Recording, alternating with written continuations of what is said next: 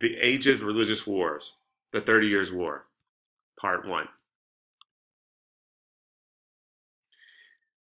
Other wars have lasted longer, have caused as much damage, and have settled as little. But the 30 Years' War had one peculiarity. The chief combatants were non-German, yet their combat took place almost exclusively on German soil. The most populous provinces of the Holy Roman Empire became a playground for the invading armies of Spain, Denmark, France, and Sweden. The civilian losses in Germany were catastrophic. In 1618, the Habsburg heir apparent was Ferdinand of Styria. He was a rabid Catholic, educated and counseled by the Jesuits. He was frankly unwilling to tolerate Protestantism among his subjects and was clearly going to be as hands-on in the Holy Roman Empire as Charles V. The German princes weren't alarmed, however, because even the great Charles V could do little to rule over them. In Bohemia, however, which the Habsburg directly ruled, things were different. As soon as Ferdinand is crowned king of Bohemia in 1617, he began to take away the religious toleration granted to the Bohemians by Rudolf II. The Bohemians were in much the same predicament as the Netherlanders in the 1560s, alienated from the Habsburg rulers by language, culture, and religion. Just like the Netherlands, the nobility initiated the rebellion.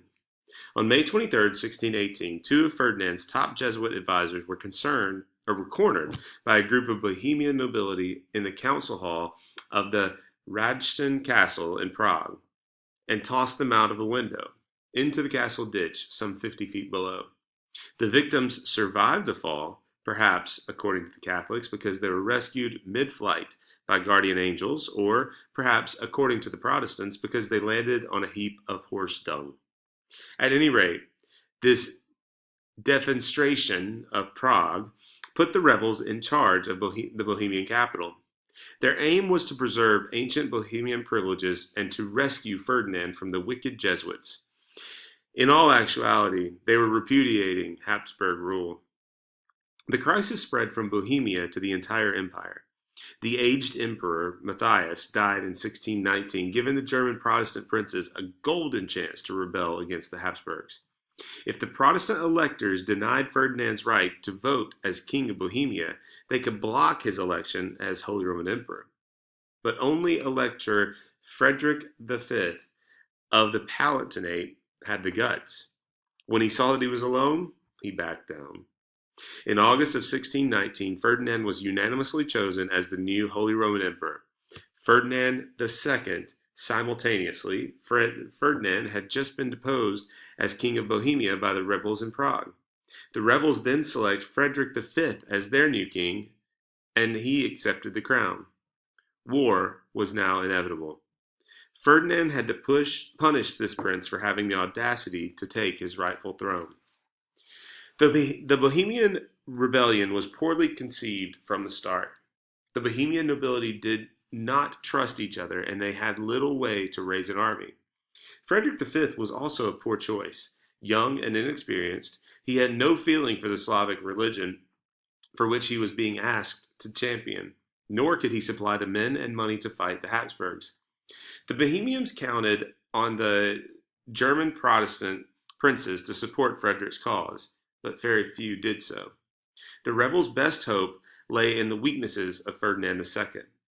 The emperor had no army of his own and little means of raising one, but Ferdinand was able to buy the services of three allies. Maximilian, the Duke of Bavaria, who was promised Frederick's electoral seat and some land in the Palatinate. Philip III of Spain, who was promised the rest of the Palatinate, and shockingly enough, the Lutheran Elector of Saxony, Johann George I, who was promised land adjacent to the Palatinate. The result of these shabby bargains was a quick military campaign in which the rebels were annihilated. The Bavarian army, under the command of Field Marshal Tilly, easily routed the Bohemians at the Battle of White Mountain in 1620. From there, the Bavarians and the Spanish go and conquer the Palatinate. Frederick V was dubbed the Winterkong, or King of the Winter. By 1622, he had not only lost control of Bohemia, but of all his German possessions as well. The war did not end in 1622, though. The original issues had now been resolved. But one cause of continuing conflict was the emergence of private armies of mercenaries. Ernst von Mansfeld was, at first, the most prominent of these mercenary captains. He switched sides several times, always working for the highest bidder. Mansfield became the norm of these captains, law unto himself, more bent on plundering than actually fighting. Took his army into northwestern Germany after the fall of the Bohemian Rebellion. Maximilian of Bavaria kept his army in the field against Mansfield and fought him to a standstill.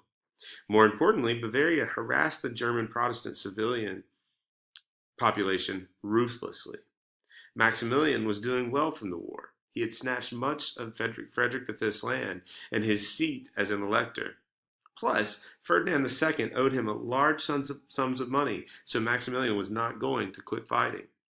It's here that foreign princes who had stayed neutral at the beginning of the war started to intervene. In 1625, King Christian IV of Denmark, who was also the Duke of Holstein, a province in the Northern Holy Roman Empire, entered the war as protector of the Protestants in northern Germany.